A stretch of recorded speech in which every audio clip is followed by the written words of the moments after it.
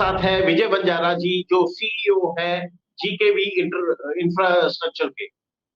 आपका स्वागत है विजय जी। और हम शुरू करते हैं। सबसे पहले आप हमारे दर्शकों को अपने प्रोफेशनल बैकग्राउंड के बारे में और जीकेवी इंफ्रा इंडिया में सीईओ के अपने रोल के बारे में बताएं। जीकेवी इंफ्रा में अभी हमारा रोल, मैं मैनेजिंग डायरेक्टर और सीईओ दोनों हूँ। तो सब पूरा जीकेवी का जितना हमारा projects, diaphragm wall, piling works के प्रोजेक्ट्स है, उसको पूरा सही तरह से मैनेजिंग करने का प्लानिंग कर रहा हूँ।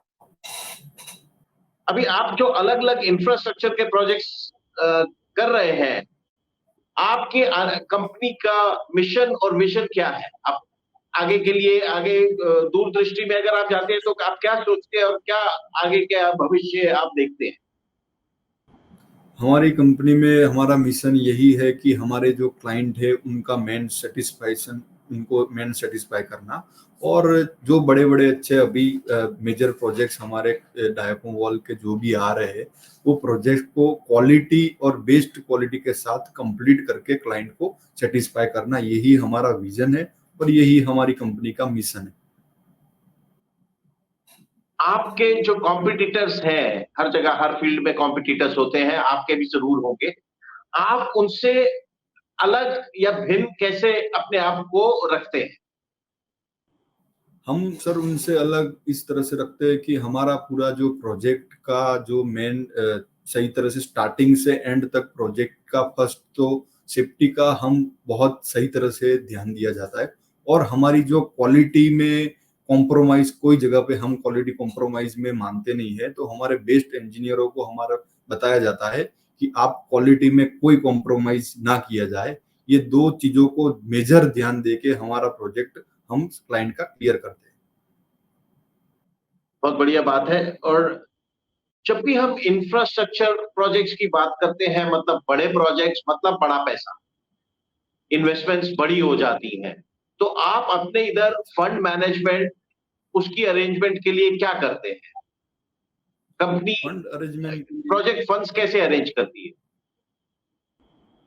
कंपनी हमारी जीकेवी ग्रुप अलग अलग कंपनीज अलग अलग प्रोजेक्ट में भी काम करती है। जैसे अभी इंफ्रा में भी है हमारा, फिर लैंड में भी है, बिल्डिंग में भी है, डेवलपर में भी है। तो अलग अलग से हमारा कंपनी का बिजनेस है। तो उस तरह से हम जैसे अच्छा बड़ा प्रोजेक्ट मिलता है तो वो प्रोजेक्ट में हम हमारे अलग ग्रुप में से वो डाइवर्ट करके उसको यूज करके हम एक के सही तरह से उसको बजट के रिकॉर्डिंग पूरा प्रोजेक्ट क्लियर करते हैं। कोई स्ट्रैटेजी बाहर से फंडिंग लाने के लिए, कोई एफडीआई, कुछ ऐसा आप देख रहे हैं निकट भविष्य में? अभी सर, अभी तो कोई ऐसा प्लान नहीं है, पर हमारे को कोई भी अप्रोच करेगा तो 100% उसमें हम सही मायने में आगे प्लानिंग करेंगे। हमें आप जो अभी आपके करंट प्रोजेक्ट्स चल रहे हैं, जो बड़े करंट प्रोजेक्ट्स चल रहे हैं, उनके बारे में कुछ हमारे दर्शकों को बताइए। अभी मेरा प्रोजेक्ट सर, गुजरात की बात की जाए तो गुजरात में अदानी प्रोजेक्ट के साथ नियर अदानी में हमारा अदानी ग्रीन प्रोजेक्ट करके है, ग्रीन एनर्जी करके बिल्डिंग बन रहा है अदानी का। उसी में हमारा पूरा प्रोजेक्ट वहाँ पे मेजर चल रहा है।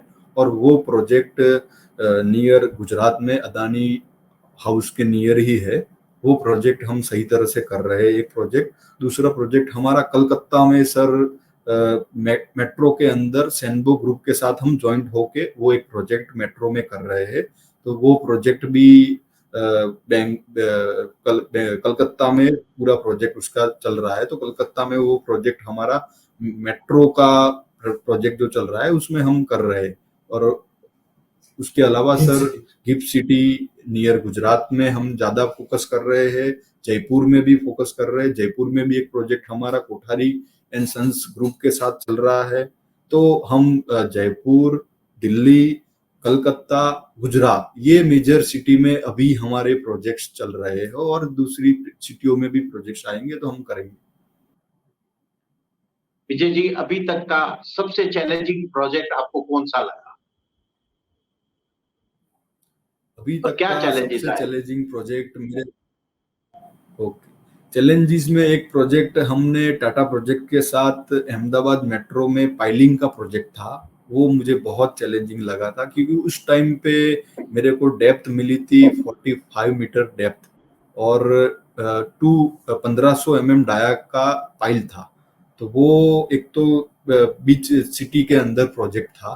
तो वो प्रोजेक्ट्स के अंदर बहुत सही तरह से उसको पूरा प्लानिंग करना पड़ा। बहुत सारे उसमें हडन भी हमें आए, बहुत परेशानियां आई। तो वो प्रोजेक्ट को हमने मैक्सिमम जो हमारा टाइम लिमिट था उससे 1 मंथ लेट भी हो गया था।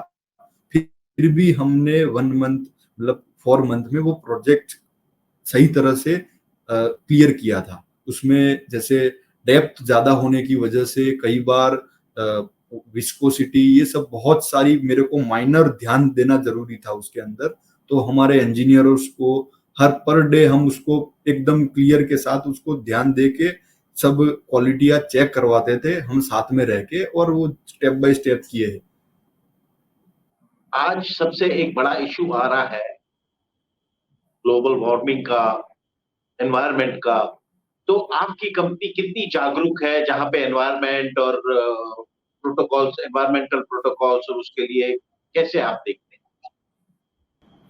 फर्स्ट ऑफ ऑल हमारी कंपनी कहीं पे भी प्रोजेक्ट लेती है तो पहले हम वो प्रोजेक्ट में फर्स्ट हम प्लानिंग वही करते हैं कि वो प्रोजेक्ट में हमारे जितने भी लेबर कैंप्स है, ऑफिस कैंप्स जहाँ पे बनने वाले हैं, उसको एकदम क्लियरली और फुल एनवायरमेंट अकॉर्डिंग बनाया जाए।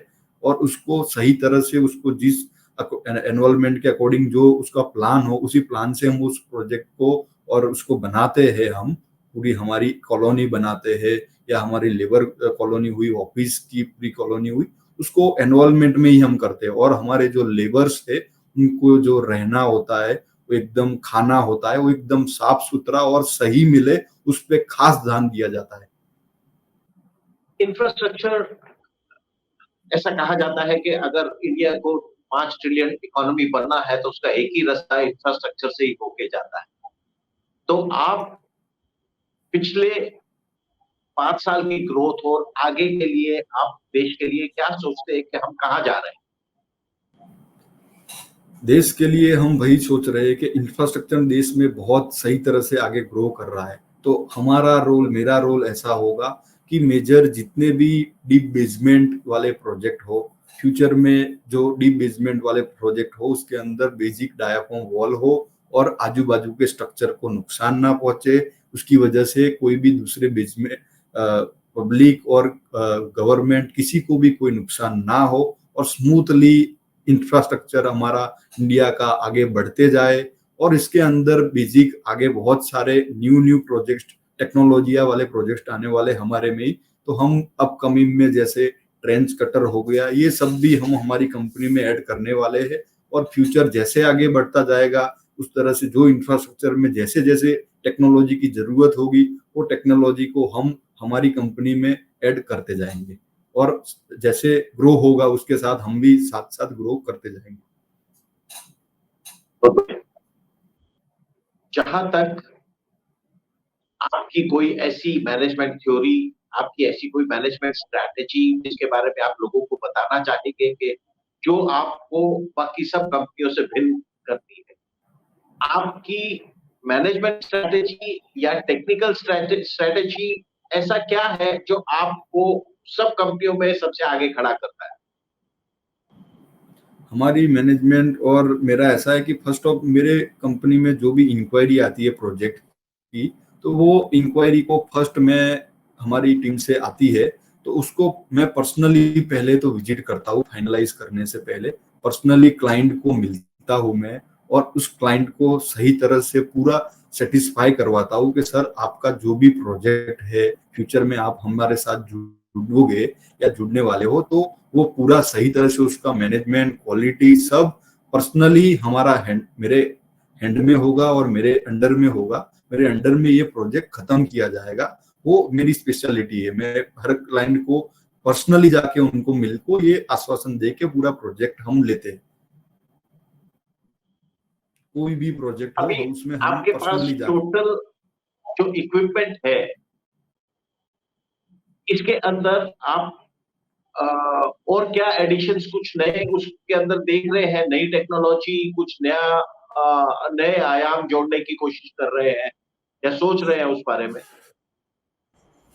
अभी हमारे पास जो इक्विपमेंट है उसके अंदर नई टेक्नोलॉजी में सर अभी जैसे जहाँ जहाँ न्यू मेट्रोस के अच्छे सब जगह पे मेट्रो इतना फैल रही है वो बना दी जा रही है, तो वो उसके अकॉर्डिंग नेक्स्ट में मेरे ख्याल से नीचे रॉक में भी ज्यादा काम होने वाला है। तो रॉक में जहाँ जहाँ जाएंगे तो उसके लिए रॉक कटर करके एक मशीनरी आती है, वो भी हमारी कंपनी में हम ऐड करने का प्लानिंग कर रहे हैं।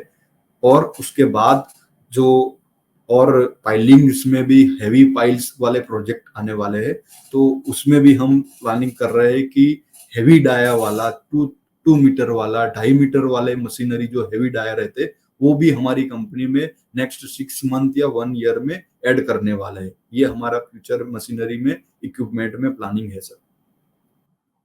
आखिर में हमारे दर्शकों के लिए आप क्या संदेश देना?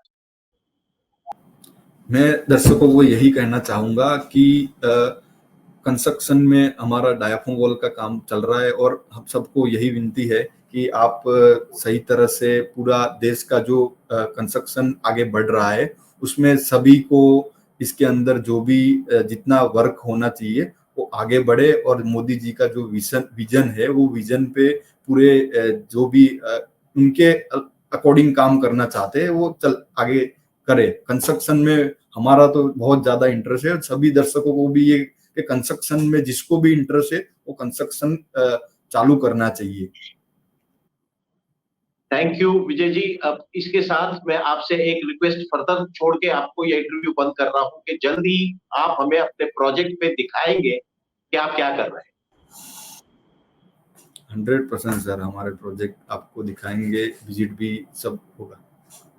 Thank you.